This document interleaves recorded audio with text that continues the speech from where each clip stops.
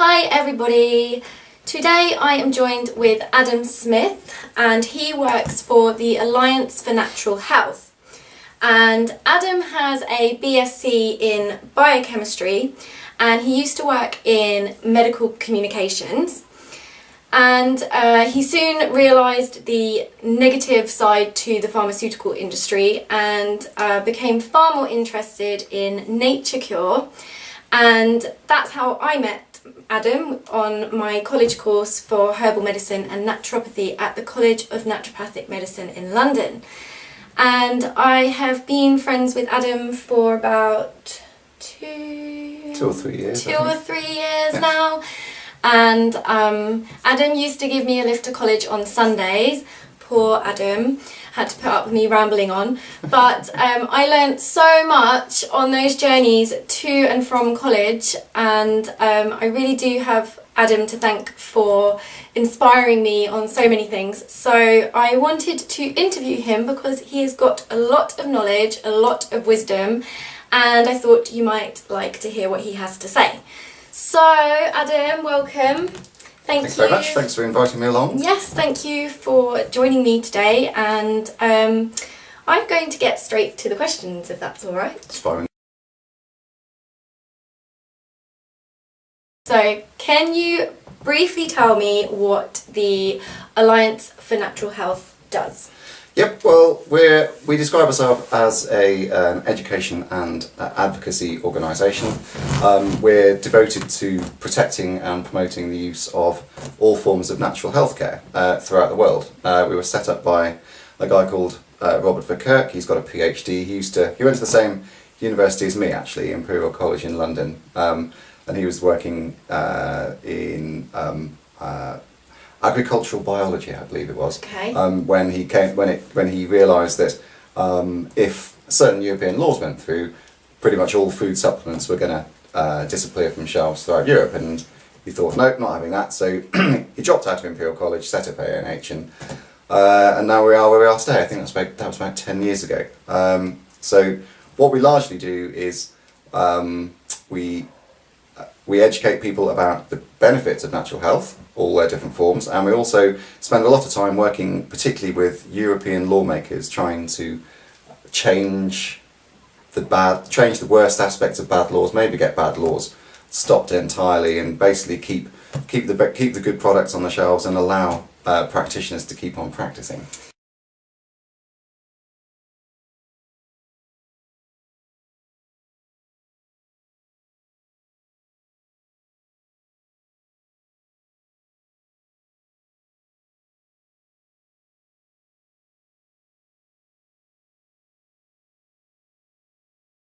Did you say to me that there's you've got a base in the UK, but there's somewhere else as well? Yep, we're based in Dorking in Surrey, and we've also got a US arm which is based in Washington DC. Yeah, well, I've got the rather grand title of Science and Communications Officer at ANH, and from a scientific point of view, we spend quite a lot of time looking at papers that have been released in the scientific literature that are pro or anti forms of natural healthcare, and deconstructing them, analysing them, saying what's good and bad about them, and putting that information out into the public domain. That's an increasingly important role these days, as there's a lot of propaganda out there that's very anti-natural healthcare, and we feel an important part of our job is to provide a proper scientific counterweight to that. In terms of communications, I write most of the stories that you see on the ANH website. They cover an enormous range of subjects, and also I spend a lot of time making connections with other people in the natural health field. I mean, what we do is all about an alliance, forming alliances, and trying to have a united front of natural health interests, really. And also spend quite a lot of time talking to, lobbying, persuading, talking politely to politicians of various stripes, but mostly European politicians, because that's where there's a lot of bad laws coming from Europe at the moment that are really affecting natural health care in quite a negative way. What we see at the moment is with pretty much monotonous regularity. About every 6 months there'll be another attack in the media. All of a sudden there'll be some papers that come out which say stop taking your vitamins, or that herbs are dangerous, or they don't work, or something. And if you actually look at the original research and you analyse the research, you'll almost pretty much without exception, you'll find that there's a problem with the research. You'll find that it was flawed in some way, the methodology was bad, the conclusions don't match the data, all of these things. And it's one of our jobs is to point this out, because otherwise you just end up with a public perception that natural healthcare is scientifically unsupportable, and it's just something that quacks like to practice, and quacks and charlatans, which is utter nonsense. Okay, so I mentioned before that you have a biochemistry degree and that you used to work in medical communications. Mm-hmm. What exactly does medical communications mean? Well, to be brutally honest, medical communications is a form of pharmaceutical marketing.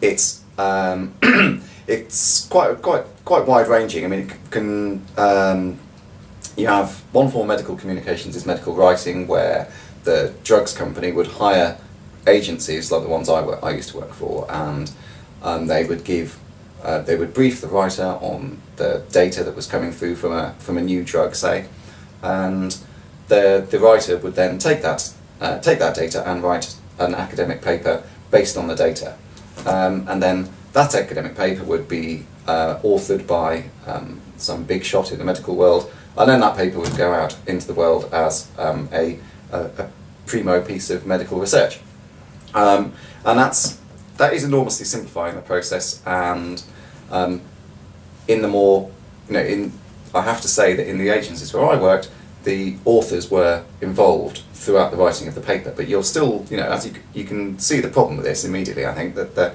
you're relying on the data that you're given by the drugs companies.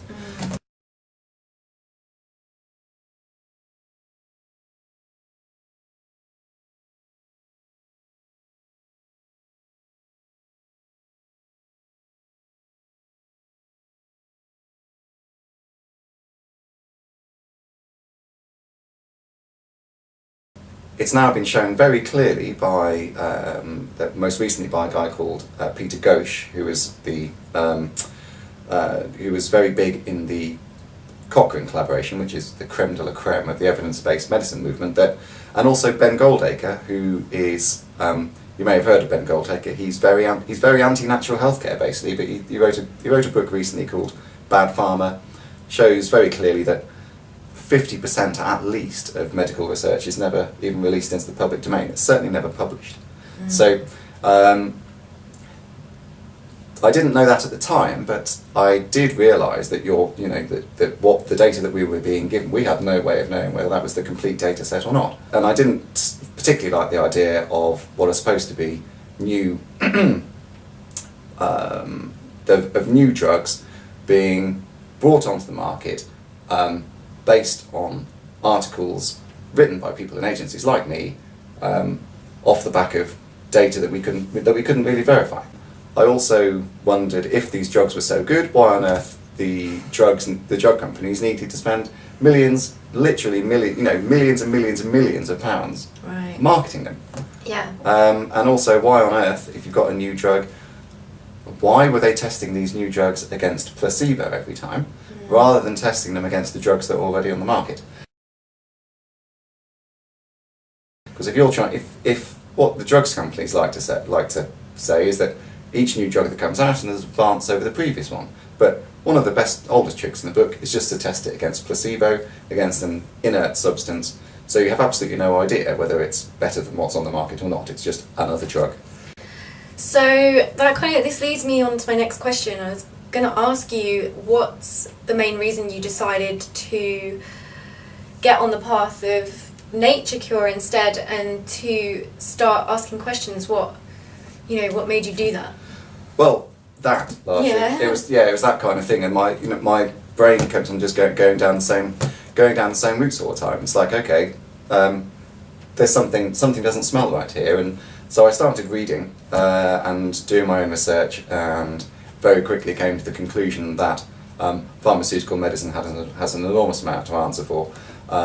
It's been shown to be, it is now known to be the third or fourth highest cause of death in the United States, after, I think, heart disease, cancer, and something else. Might even be third after heart disease and cancer. And so something's clearly gone hideously wrong with it. But basically, at the time, it was my own misgivings about it, followed up by research, followed up by kind of almost being led towards it by forces beyond my seeing. And I also had certain spiritual experiences which were kind of reinforced the way that my life was turning. So it was a bunch of things really, but I think largely set off by my own questioning of why I was doing what I was doing, and how what the job was all about. I remember very vividly sitting in my room. This was how long ago was this now? Must have been about 7 years ago. Sitting in my room, I lived in a shared house in London at the time, thinking, okay, I'm working for drugs companies, but one step removed from drugs companies. I can't possibly, in all conscience, do this anymore. I don't believe in what I'm doing. I don't believe in medicine being led by drugs companies who aren't interested in people's health. They're interested in the bottom line. That is what it's all about. I mean, I'm not saying there aren't lots of good people working in research with drug companies, but at the top, it's all about profit. And why would you want someone to get better? Because then they're not on the drug anymore. The most profitable way to do it is to have someone who's constantly sick and constantly needing a drug. If you can get someone on an expensive drug for the rest of their life and they never get better, brilliant, perfect business model. Anyway, off the topic. And I remember thinking, okay, so what can I do with my life with the skills that I've got, the knowledge that I've gained in the last 20 odd years of my life? And it almost popped into my head, herbal medicine.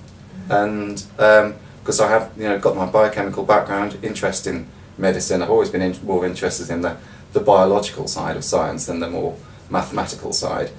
And it just seemed to make perfect sense. So it wasn't just aligned. Exactly. And then from that point, everything just went click, click, click, click, click. And the next thing you know, I was learning to be a herbalist, and you met me. And I met Jackie, yes. And I ended up working for ANH Health, which is another story in itself. But. Yeah.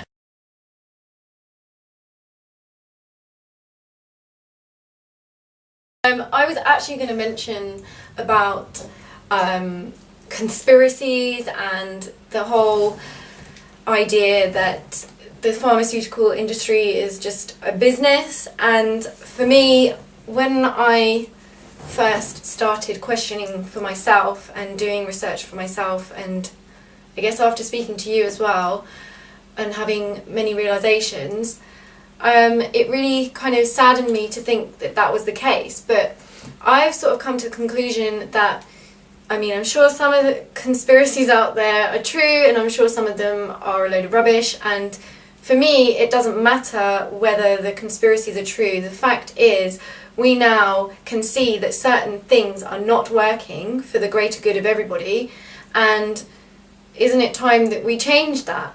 Like, okay, it doesn't matter whether someone is trying to make money or not. Like, the fact is, this isn't working, so we can all see that, so isn't it time to change it anyway? So it's just the fact that I feel like, I don't know, people don't question enough. They just follow what they're told, and that's how I was before. I mean, we were just discussing, like, at school I had certain vaccinations and just went to the doctor and did what the doctor said and didn't take the medication that I was given, didn't question it. But now we've gone beyond the information age. There's so much information, you can find anything out that you want to find out, and I just feel like we're not stupid, so it's time to evolve and change the way we're doing things. Like, ideally for me, I think, having it, what's the word, integrated Integrated medicine and give people a choice, like a bigger choice, because everyone's individual, and give the facts, give the choice to the people. That's my opinion. Absolutely, yeah. I mean, people have got to be free to make their own choices in healthcare. I mean, it's a basic human right to have self-determination in how you look after your own health. But there are that in certain aspects that's becoming more and more difficult at the moment. The very existence of ANH shows that that's the case. That we need an organisation like ANH to protect these forms of healthcare, many of which, I'm thinking particularly of herbal medicine, have been around for thousands of years, and yet because the the people who make these decisions, the politicians and the medical orthodoxy, shall we say, are so wedded to their particular worldview. They think that that is the only way to perform healthcare, and so they're attempting to regulate natural healthcare out of existence and forcing certain treatments on people. So whether you term that a conspiracy, I don't know, but it's certainly happening. It would be a conspiracy fact rather than a conspiracy theory. I would say. Yeah. This kind of leads me. I was talking about vaccinations and just doing as you're told. I wanted to discuss vaccinations with you because this is a very controversial, touchy subject, and I'm very aware that there's going to be a lot of people out there that don't agree with my opinions or your opinions or whatever. There's going to be people out there that don't agree with us, and but I really wanted to raise this topic because I feel it's very, very important for people.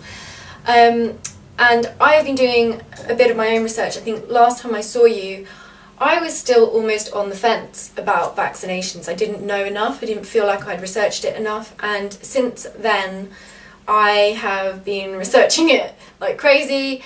And I'm so shocked about what I found. The majority of what I found has been basically how the vaccines are not tested properly, they're rushed out into the public, and it's advertising and marketing for that thing that it's popular straight away when it hasn't even, like, the short-term effects haven't even been tested properly, let alone the long-term effects. And I don't know, I just feel like I want to know what I'm putting in my body. I want to know what the ingredients are, what each one is for, why, what it's doing. Like, as herbalists, we are expected to be able to tell our patients exactly what's in their formula and what it all does and why we've put it in there. So why should it be any different? Like, I don't want to get an injection without knowing what the hell's in it. And from the research that I've done, to me it seems like there's not that much evidence to suggest that many of them even work that well. Like, they don't even work. They don't even do what they say they're going to do. Anyway, I'm going off the point here. I'm ranting myself, but... we all love a good rant, that's fine. Yeah. I just want to know... for our viewers, if you could just explain the concept behind vaccinations. Okay, well, the concept's actually quite simple. I mean, the idea is that you're introducing a pathogen, so something that causes disease, into the human body in a supposedly safe manner, so that the body will mount an immune response. So the same response that you would mount if you encounter that pathogen in the wild, so if you breathed it in or ingested it through your food or whatever. And the way that the immune system works, once you mount an immune response to a pathogen and you clear that pathogen from your body and you get well again, then the immune system has a memory of that pathogen, so that the next time you're wandering along and you come across this thing in the wild, then you're immune to it. Your body has a stock of cells there that can immediately recognise it and immediately mount the appropriate immune response and clear it from your body without you ever getting any symptoms. That's the theory.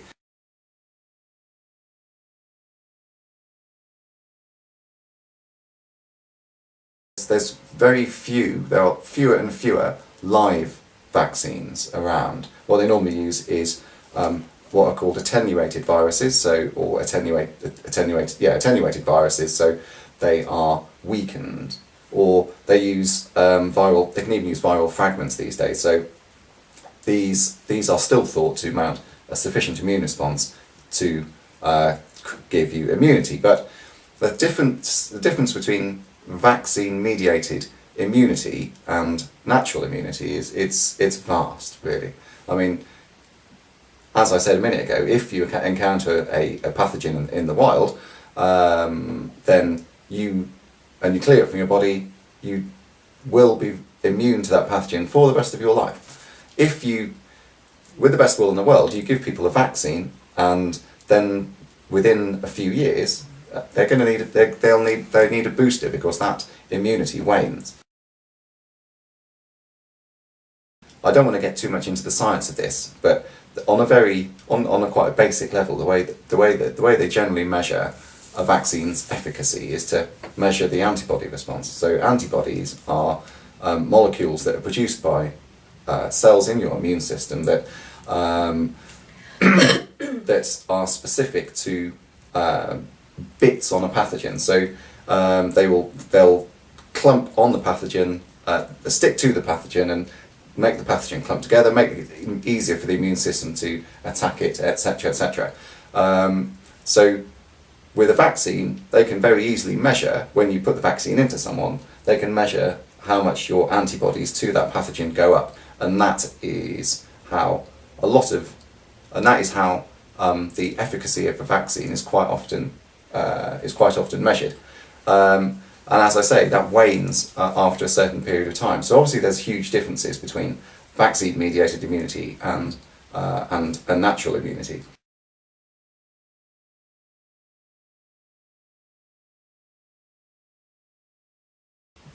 It's a very powerful argument, actually. I mean, what they say is that if you vaccinate a certain percentage of a population, I'm not particularly comfortable with being called a herd, but there you go. Let's run with it for the moment. But so if you vaccinate a certain percentage of the population, then that percentage of the population is then immune from the pathogen, then the idea is that the remainder of the population, the ones who are unvaccinated, are going to be protected from the pathogen, because they're going to be protected from they're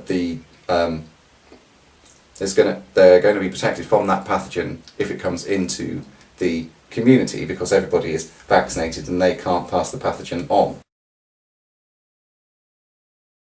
Okay, and yeah, so the overall point of vaccinating this high percentage of the population is so that the unvaccinated proportion of the population are protected from contracting the disease if there's an outbreak. They're much less likely to come in contact with an unvaccinated and therefore susceptible individual if you've got a certain proportion of the population or the herd vaccinated. Thing is, there is a weakness with that in that it's never been proven. It's a theory that comes from observations of natural immunity, and as we've just discussed, natural immunity is very, very different from herd immunity. So, natural immunity is very different from vaccine-mediated immunity. So, it's a very persuasive theory. It makes sense on the surface, but as I say, it's never been proven.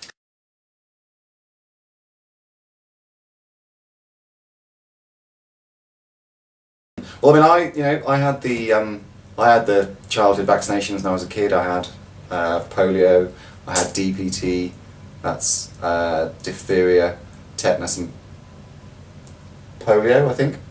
Yeah. I've just said I had the polio vaccine twice. Anyway, I definitely had the polio vaccine. And BCG, which is for TB. And I haven't suffered any ill effects that I'm aware of. My truth about vaccines, if you want to put it like that, is that people need to be free to choose. I mean, vaccines are there. They do they do produce a measure of immunity, but there is also the risk of adverse effects. There is also, I mean, there is evidence to show that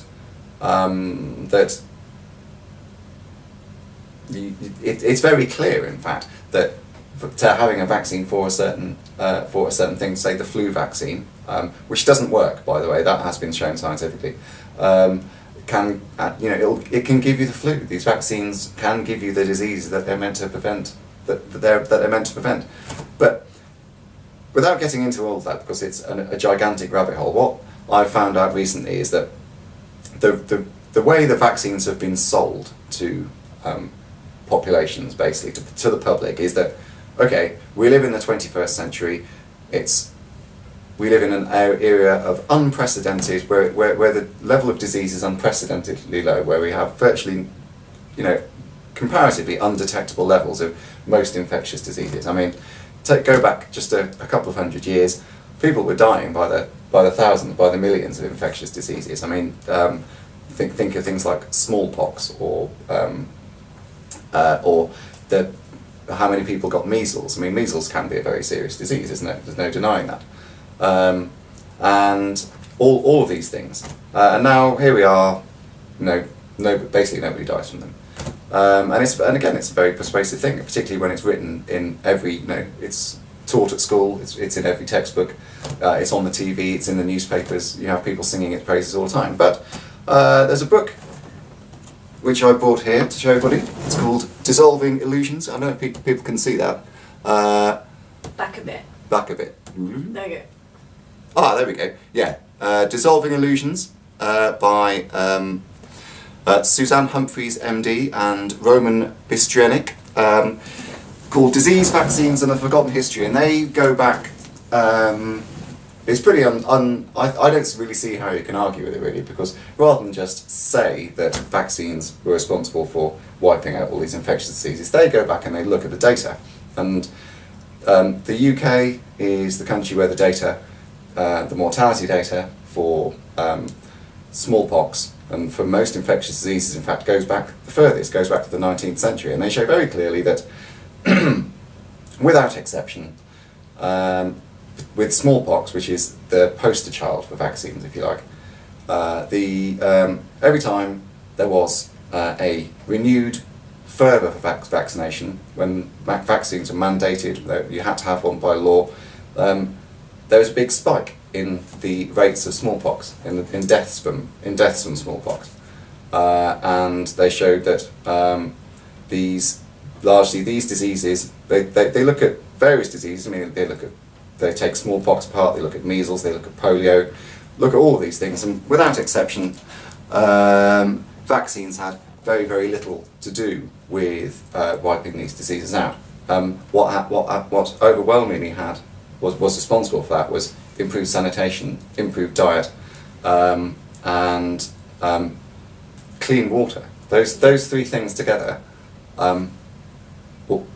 brought down the death rates from these infectious diseases from absolutely sky-high levels to virtually nothing. The most powerful graphs in this book show very clearly that over a period of say 50, 100 years or something along the horizontal axis, and up here you've got, on the vertical axis, you've got mortality. Starts up here with hundreds of thousands of people dying from it, and the numbers go down and down and down and down and down and down and down until you've got till the rate is pretty much not undetectable, but very, very low. It's 99% lower than it was when you start, and that's when the vaccine was invented.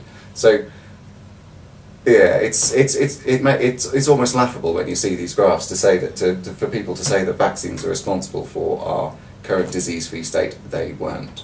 So from that, it begs a lot more questions. I mean, if we've been sold a false bill of goods. Basically, vaccines are not responsible for what we are told they are, and that's pretty undeniable. How do you feel about the flu jab? And I mean, like I was saying before, I just find it crazy that if you ask your doctor what's in it, they won't really tell you. I don't really know. Yeah, and I mean, what's your opinion on the flu vaccination? Well, as I said a minute ago, it doesn't work. There's the Cochrane collaboration, which I mentioned earlier, is considered to be the creme de la creme of the evidence-based medicine movement. I mean, they're a bunch of doctors who are very good at statistics. They're independent of government. They're independent of everything except the orthodox medical doctrine. Basically, they're pretty good, and they took, what they do basically is they take a drug or they take a vaccine, a treatment for a condition, and they examine all of the data that's out there, all of the published data, and say whether or not, and give an opinion on how good that treatment is. So with the flu vaccine, they examined the flu vaccine in, I think, children and adolescents, in healthy adults, and for the elderly. Healthy adults are, they are overwhelmingly the people who take well, it's not who it's aimed at, but probably it's being pushed at them quite a lot, I would say, particularly pregnant women these days, which is quite scary. Yes. They showed conclusively that it doesn't work. There is no point taking it. And not only that, but that the quality of the data out there was extremely poor. That the drugs companies were very reluctant to give up all of the data on these vaccines. That it was a little bit stronger. The evidence that the flu vaccine was worthwhile was a little bit stronger in the elderly, and very and utterly inconclusive in kids. As I recall, there wasn't really enough data for them to say one way or the other. But in healthy adults, no point. There is no point taking it. And in fact, given the fact that there are possible side effects from taking the flu vaccine, people shouldn't be taking it. It's ridiculous. And yet, every single year comes to winter, governments, doctors, supermarkets even these days are saying, get your flu jab, get your flu jab, get your flu jab. It's crazy. I think, I was just going to say, I think it's crazy. And also, what happened to building your own immune system? Like, what happened to that? Like, personally, as you know, I've had struggles with my immune system because I used to be a bit of a wild child, and over the past few years I've been building up my immune system, and it's getting so much stronger. And I went through a stage where I was catching everything because I was so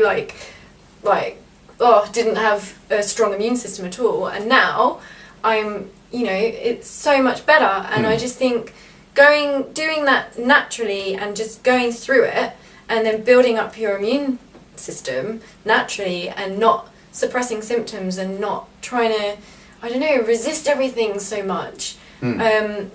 I just think it's just pointless and crazy because you might not even get the flu anyway, and you're injecting yourself with something that could potentially give you the flu. Yes. There's no real conclusive evidence to say that it's going to stop you getting the flu. No. But there's a possibility that you might get side effects. Yes. And you don't know what's in the jab. And you don't know what's in it. So to me, I don't understand why anybody bothers, because, well, I'm of the belief that your body is capable of healing itself, and I understand that there's some people that are seriously compromised, and maybe in those cases, I don't know, I can understand why people might get it then, but not for somebody who's healthy anyway. I don't really see the point in that. No, I agree. I mean, I fully agree that the human immune system is an absolute miracle, and the best thing you can do is to build your immune system by eating a decent diet, getting enough sleep, using herbs, vitamins, other strategies if you need to, and if you get if you get an illness like flu, what's the problem? You might be ill for a while, but you'll never get it again, or you certainly won't get that strain. And I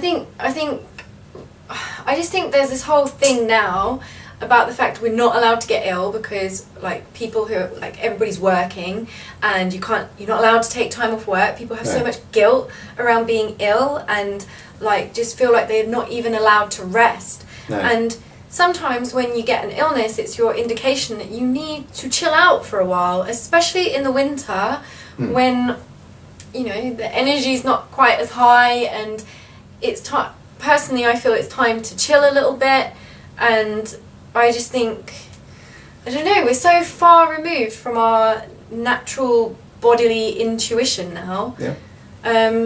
Yeah, that's interesting you should say that, because I saw a story in the paper 2 days ago that said this really made me smile actually. Like someone has spent a huge amount of money to prove that if you've got flu and you take aspirin or ibuprofen or some other form of painkiller because you feel obliged to be at work, then A, it's bad for your colleagues because you're more likely to give them the flu.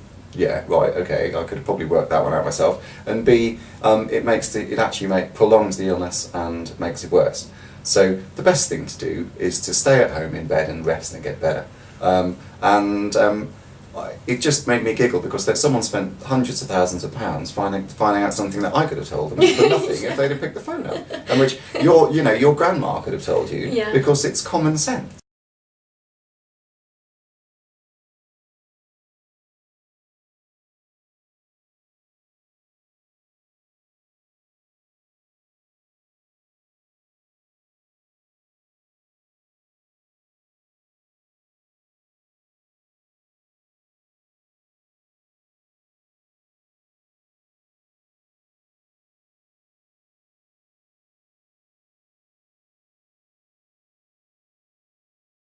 Right, so moving on to homeopathy. Okay, loads of people get herbal medicine and homeopathy confused. I always have people say to me, oh, you do homeopathy, don't you?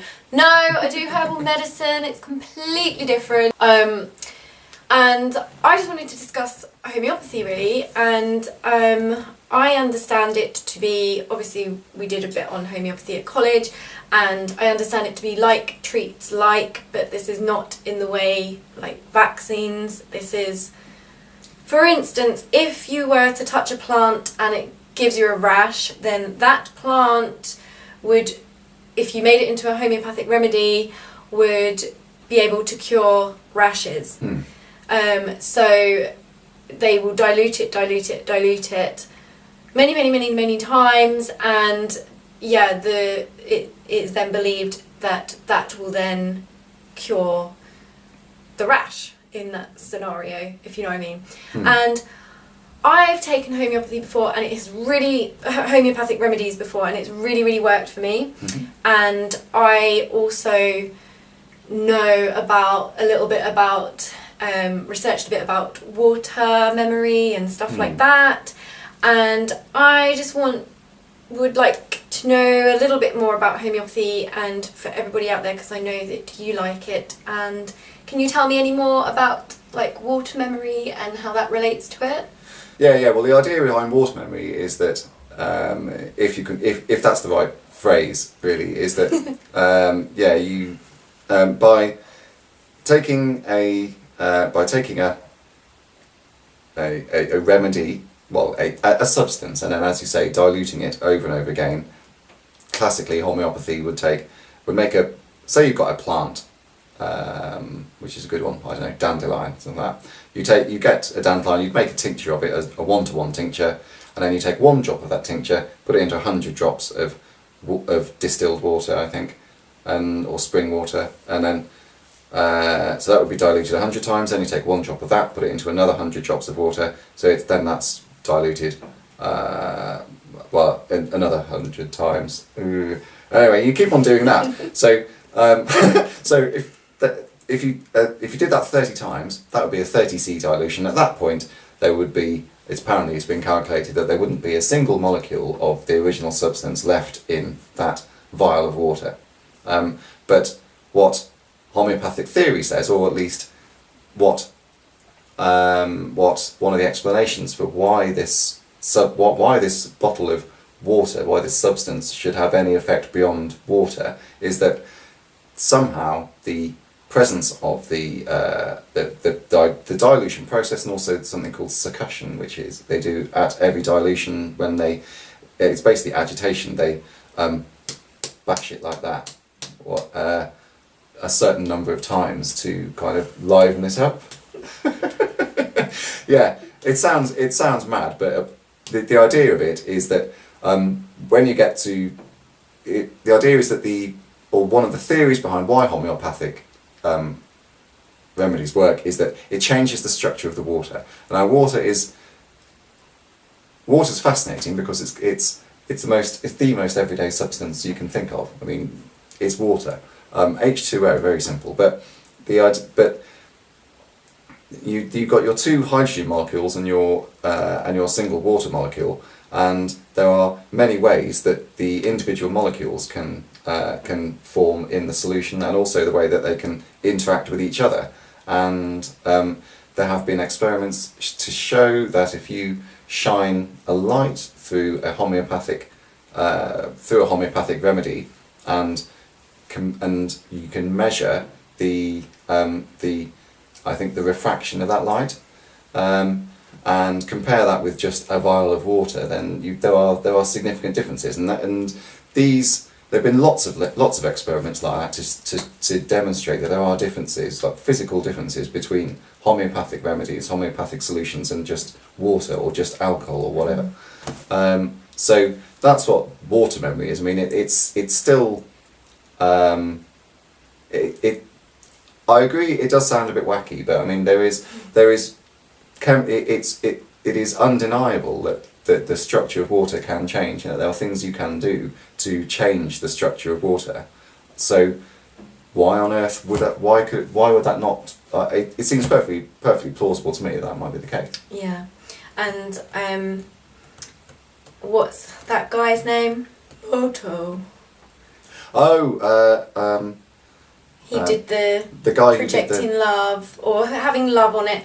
You see, I've done this with my willow tree cutting. I've put love on it. Yeah, because he did he's just done another one with rice.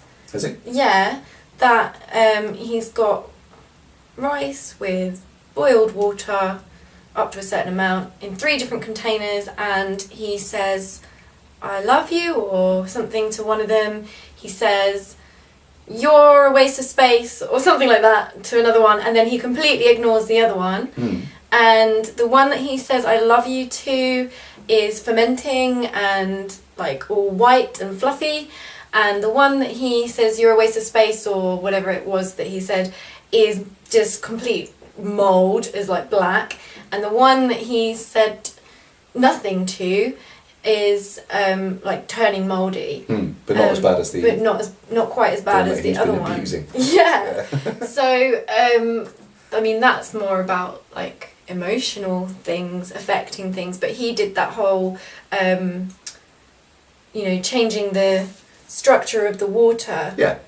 Just through writing the words love or hate, or playing different music, wasn't it, to them, and it was like the outcomes were completely different. They were either completely like a snowflake.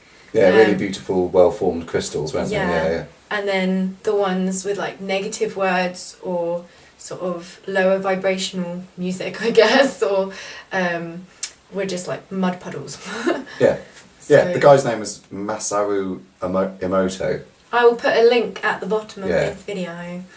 But he took some really beautiful photographs of water crystals or ice crystals when, after, as Jackie said, he'd spoken to them in different ways, or played different music to them, or put them in different environments, I think, hasn't he? And I seem to remember that heavy metal, I think Metallica or death metal, things like that, quite aggressive music. You came up with virtually no crystals at all. Yeah, very interesting stuff. And I mean, I know his work's been criticised, but still interesting. It's fascinating, and he took some beautiful photos, and it's certainly along the same lines as why a homeopathic solution is different from pure water. I mean, I think that with homeopathy, I have a feeling that it's something to do with, it's about resonance and frequency, because each homeopathic remedy has a specific frequency. We are beings of frequency. We are made of, at the end of the day, we're made of light, and we are we all have our own frequency, and our frequencies change when we're sick or when we're well. And I have a feeling that the homeopathic remedy, and the same would be very true of flower remedies, because they're very similar to homeopathic remedies, really. They have the very specific frequency, and you introduce one frequency into another frequency that will alter the frequency of you, and if you take the right remedy, it'll influence your frequency, your bodily state in a positive direction, and you'll get better. I think that's what it's all about. It's just a case of showing that to people's. That's science. That's not craziness. No, it's not. That's fact. No. And what has been your experience with homeopathy? I know you told me about your kitty cat. Scraggy. Yeah. I've got a bit of a. I've got a cat. He's called Scraggy, Scraggington Bear. He's big, fat, and lazy. He's lovely. But he's also. I took him to the vet a year or two ago, and it turns out he's got a lesion on his mouth, which the vet thinks is cancer. And I was devastated at the time, but she said, "Look, don't worry about it. I'm not going to send him for a biopsy, because that could it's going to cause him enormous distress and pain, and it could cause the cancer to spread, which is perfectly true. And so what we'll do is we'll manage it, and we'll manage it with homeopathy." So she sent me home with some tablets, which I crumble onto his food every morning, and it's a remedy called carcinosin, which, as I understand it, is a remedy made from a tumour. And well, this was 2 years ago. He's still with us today. He's still big and fat and lazy. He seems absolutely fine. I take him to the vet every couple of months, and she checks him out, and the tumour it's pretty much the same size. Occasionally he gets inflamed, and she gives him a different remedy or some antibiotics. He's absolutely fine. For me, that's all the proof you need. I mean, cat's got cancer. He would be. I have no doubt he'd be very sick, if not dead by now, and he's absolutely fine. I mean, I use homeopathy all the time myself. I think it's wonderful, and when I've got some more money, I would very much like to learn it in more depth. Have another string to my bow. But yeah, I've got a huge amount of time for homeopathy, and I think it's an absolute tragedy that it is at the moment being forced underground. There's a very well organised, very noisy skeptic movement that will not have anything good said about homeopathy. All homeopaths are quacks. All homeopathic research is shoddy or fraudulent, and it's insane, really. I mean, I'm not going to get into that now, but it is mad, and people should be allowed to choose. I mean, if they want to manage their health homeopathically, that's their choice. They are sovereign human beings.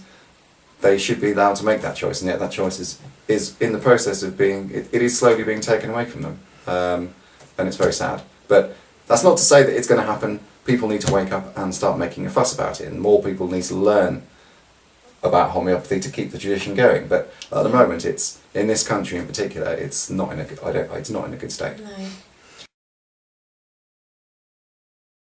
That's what I was just thinking while you were talking. It's just about having the freedom to choose and to decide for yourself what is right for you. At the end of the day, okay, maybe it hasn't worked for some people, but then pharmaceuticals didn't work for me. No. So, everybody's different, and I think with everything, you're going to find proof either way, because people want a certain outcome with what they're saying, and I don't know, I just feel like you should trust your own body to tell you what it needs, and trust your intuition on how you feel.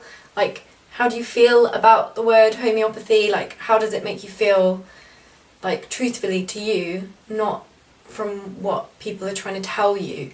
And I just think, it's all about choice, and I definitely would love to research it more, because I don't know enough about it at all, and it interests me, and especially after doing more research about water, now I kind of find it even more interesting because I think it's something to do with that as well. Yes.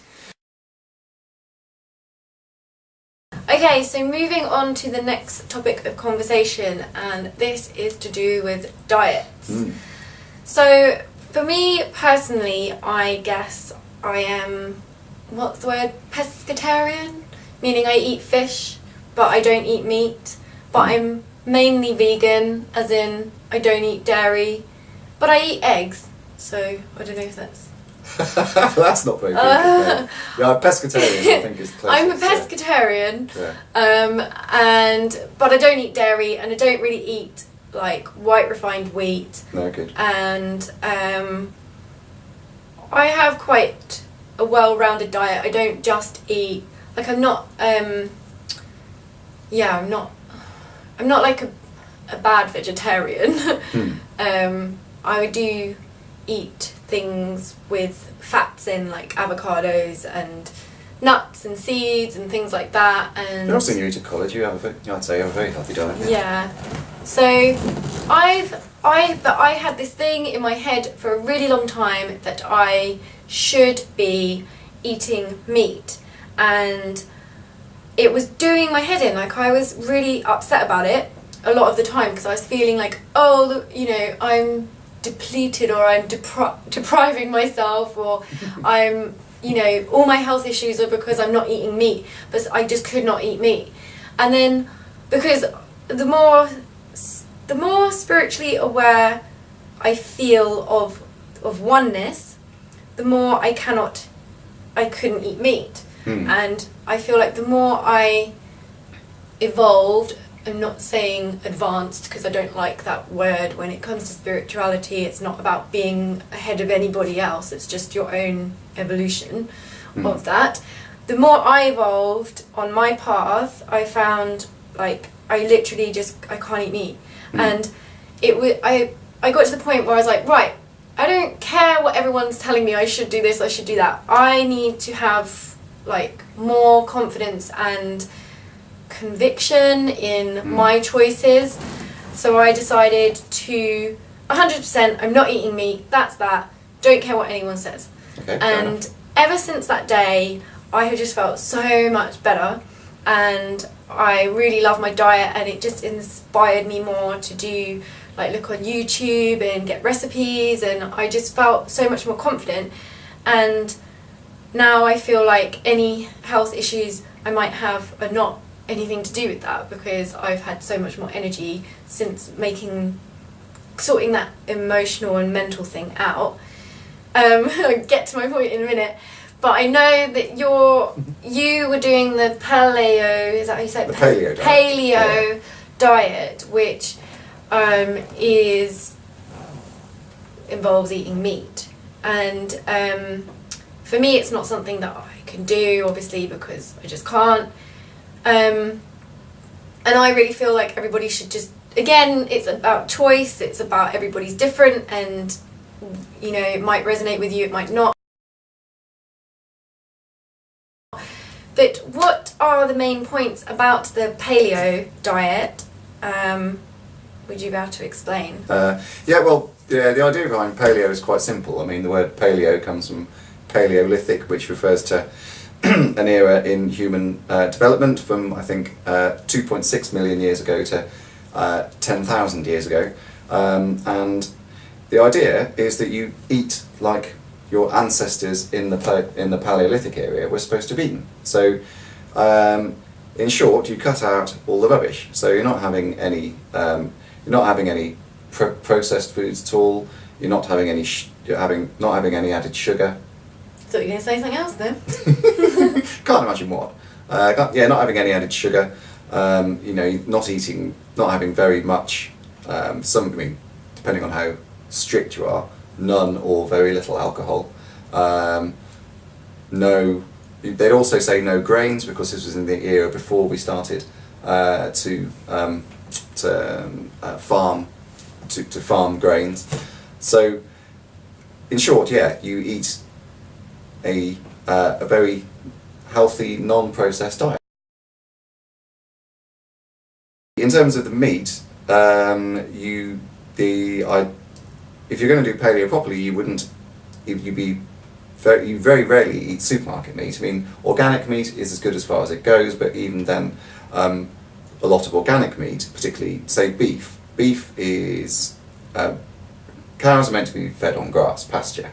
Most cows these days, the farmed cows for beef, are fed on grains or soy, and you end up with a very different nutrient profile in the meat if they're grain fed compared to if they're grass fed. And the difference basically is that you have far more omega-3 fats which are healthy and anti-inflammatory and good for your heart and etc. in the grass fed meat, and much more omega-6 in the grain fed. There are lots of other differences, but that's one of the major ones.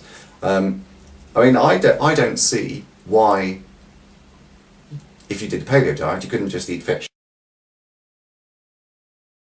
I mean, the idea is that you have a decent amount of fats, including saturated fat, because saturated fat is at worst neutral and at best good for you.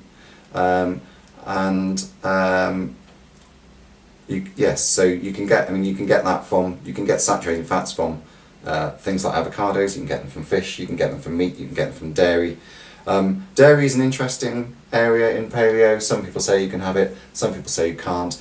Either way, the best way to have dairy is raw, which again isn't that easy to get hold of. You have to get it from the farm gate. That's what the law says. So, in short, the paleo diet is a no processed food, moderate protein, moderate to high fat diet,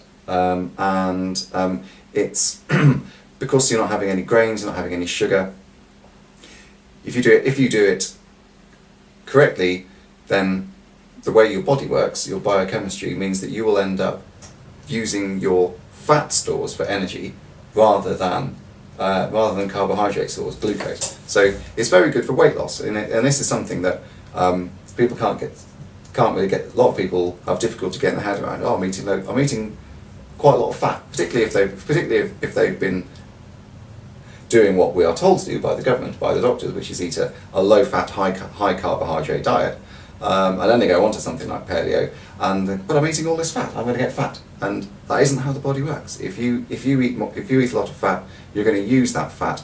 You're going to preferentially burn fat for energy, and you'll lose weight. I think it's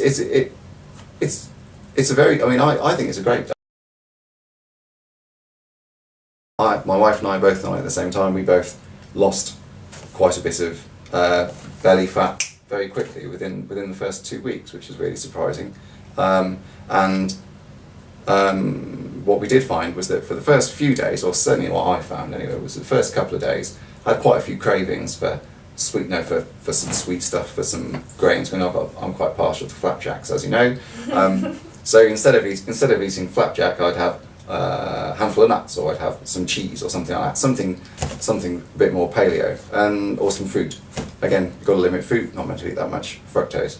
But once those cravings are past, what you did find, and the best analogy I've heard of this is that, think of a fire.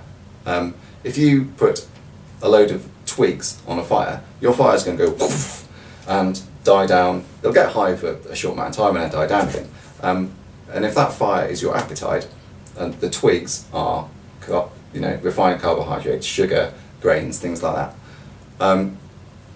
then if you get a big fat log and you put that on the fire, then the fire will burn lower, but it will burn for a long, long time, and that is what that's what having a kind of a paleo meal, a higher fat meal, moderate protein, the fat, but it's the fat really. I mean, using the fat for energy will it means that the energy you'll burn the energy slowly, keep you going for much longer, and that's exactly what I found. Just didn't get hungry between meals, and have to admit, it all went a little bit wrong at Christmas, but I'm getting back onto it now. But I think it makes perfect sense, and it seems to work. Well, I've done a bit of research into fats and sugars and things as well, and we need, like, there's this whole hype about having to have a low-fat diet because of your cholesterol, but there's so much evidence out there to say that it's not the fat that is causing really high cholesterol, it's the amount of sugar people are eating. So, like, there may be a yogurt which is low fat, but the sugar content is still the same as a normal yogurt. So, and I don't know, I mean, you were explaining to me, and from college as well, like, we need cholesterol, we need to have cholesterol to function at our optimum, and they're lowering the rate at what is considered to be high cholesterol, and putting people on, you know, low... Statins. Yeah, statins, and I just think it's all a bit crazy, because you need fats in your diet. And actually, the paleo diet isn't really that different to my diet, No. which is, apart from, I guess, the dairy, but you say some people don't include that. And I personally find I can't really have dairy because it inflames my skin. And loads of people can't eat dairy. Yeah. I mean, most people, I think possibly even the majority of people in Western countries are lactose intolerant. So. Yeah. I mean, someone said to me, well, then what's the difference between the paleo diet and Atkins diet? And to me, there's not a huge amount of difference, other than the fact that with the paleo diet, it's a lot more about vegetables, isn't it? Yeah. And also about the quality of the meat that you're eating if you are eating meat. Yes. And to be aware of what they're being fed, whereas the Atkins diet is like, just have loads of sausages, and it doesn't matter where you get them from, meat, you know. I mean, I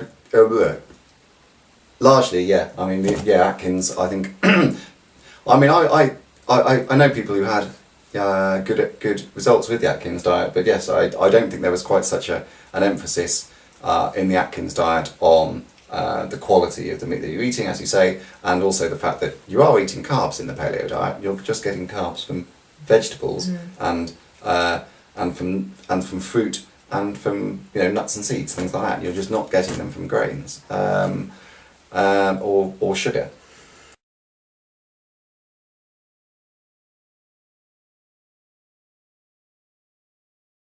Quinoa or quinoa, depending how you say it, are you allowed to have that? Because technically that's a seed, but they class it as a grain. Yeah, this is where it gets controversial again, because my boss she eats what she describes as a modified paleo diet, and she won't eat quinoa and she won't eat legumes because they both contain things called they both contain lectin and phytates, phytates, and both lectin and phytates basically block the uptake of beneficial nutrients in the body. They're what are termed anti-nutrients. Nuts also contain a certain degree of phytates. So the best way to eat nuts is to soak them overnight in warm water with a couple of tablespoons of vinegar in to make it slightly acidic, and then dry them off in the oven the next day, and then they're fine. But you can also prepare grains like that, actually. I mean, not exactly like that, but very similar way. There's a group called the Weston A. Price Foundation, who everyone interested in diet should find out about Weston A. Price. Basically, he was a very interesting man. He was a dentist who, in the 50s, I think, maybe even earlier than that, who went all around the world studying indigenous populations, and people who he found were just perfectly healthy. They didn't get any chronic diseases. Their bone structure was just perfect. Their teeth, they had wonderful teeth.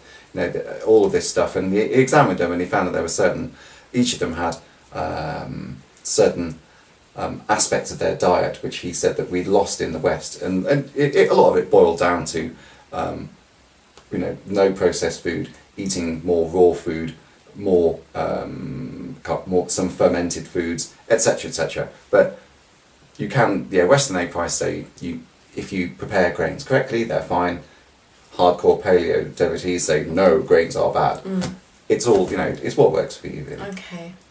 Okay, well we're going to stop the interview now and we're going to do another part to this interview because there's loads of other topics that I want to speak about with Adam, but because we've got so much information to say and so much to say on these topics, we're going to do a second part to this interview next time and hopefully you will join us then. So thank you so much for coming on my channel today. It's a pleasure, Jackie. Thanks for inviting me. It's been lovely. Yes, and it's been, yeah, really good information, and I'll be putting some links below to some of the things that we've said in this interview if you are interested. Okay, cool. Well, thanks for watching, everybody. Bye. Bye, everyone. See you next time. Bye. There will really need to be, I think there needs to be some more research into it to see whether the vaccine mediated immunity does. I've lost it again. This is hard, isn't it? It's probably harder for you than it is for me. You're the one talking. I'm just going, yeah. I'm sitting looking pretty. Yeah, but there was a big Wait. No. Okay. But there is a problem with herd immunity in that it's a theory that's never been proven. Uh-oh. What did I say? It's not what you're saying, it's just because I was really trying not to laugh. Oh God, I'm such a child. Okay. No, I'm sure this happens to everybody. Okay. Right, the other one. I have to be serious, okay. Serious topic. It's going to benefit a lot of people. Okay. Yep, but there was a problem with the concept of herd immunity. Yeah, I'm going to get a drink. Okay, I'll be okay now. Okay, good. Yeah. Yeah, but there's a problem with the concept of herd immunity. Wait, this is stupid. I don't understand. Okay, this is what people go through on TV, isn't it? You know? You get the giggles and then you're fucked. It's just that a sentence keeps making me laugh now. Okay, I'm not going to look at you when you say it. I'm just going to look up there. Okay. Okay. Yeah, but there's a bit of a problem with the concept of herd immunity as it relates to vaccines, because well, it's a theory that's never been proven. I mean, it was the theory. No, I want to do vaccines. But you're cracking up. I know, but I'll stop. It's gone a bit mouldy.